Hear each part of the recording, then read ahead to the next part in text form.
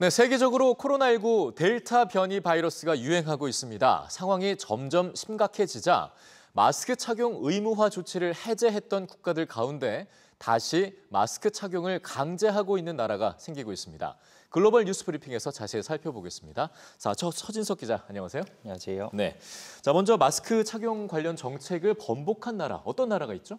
네, 백신 선진국으로 불렸던 이스라엘이 그런데요. 예. 이스라엘은 전 국민의 절반 이상이 백신을 2회 이상 접종을 마친 뒤 지난 15일 실내 마스크 착용을 강제하지 않기로 했는데요. 예. 하지만 학교에서 집단 감염이 발생하는 등 확진자 수가 세 자릿수로 껑충 뛰어 올랐습니다.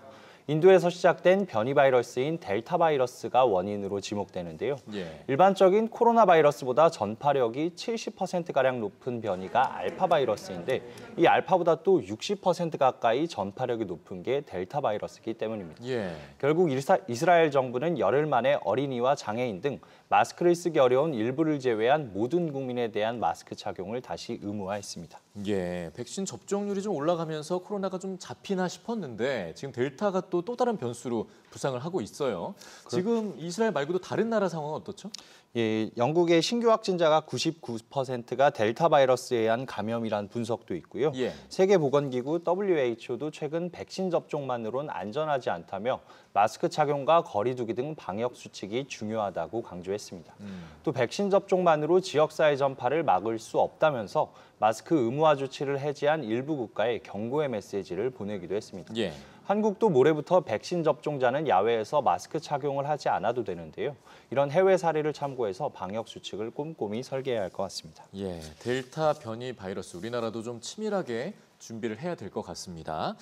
자, 미국 얘기로 좀 넘어가 볼 텐데요. 코로나가 확산됐다는 얘기는 우리가 뭐 많이 하고 있습니다만 이로 인해서 사실상 코로나가 보조금을 확산시켰다. 이건 무슨 얘기입니까? 네, 미국에서 양육자를 대상으로 지급하는 보육 보조금 이야기인데요. 예. 미국 50개 주 가운데 11개 주가 이미 보육시설 이용료 등 돌봄에 필요한 지원을 해오고 있었는데 이런 흐름이 확산하고 있는 겁니다. 최근 지원을 시작한 건 텍사스주가 대표적인데요. 기존에는 경제활동을 하고 있는 양육자에게만 보조금이 지급됐었는데 구직 활동을 하는 양육자에게까지로 지원을 확대했습니다. 예. 또 오클라호마주도 최대 60일까지 구직 활동을 하는 부모에게 보조금을 주고 있고요.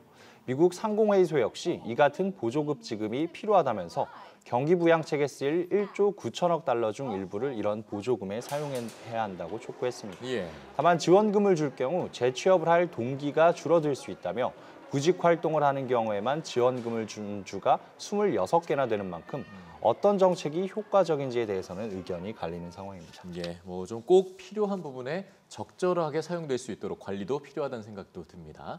자, 서진석 기자 수고했습니다.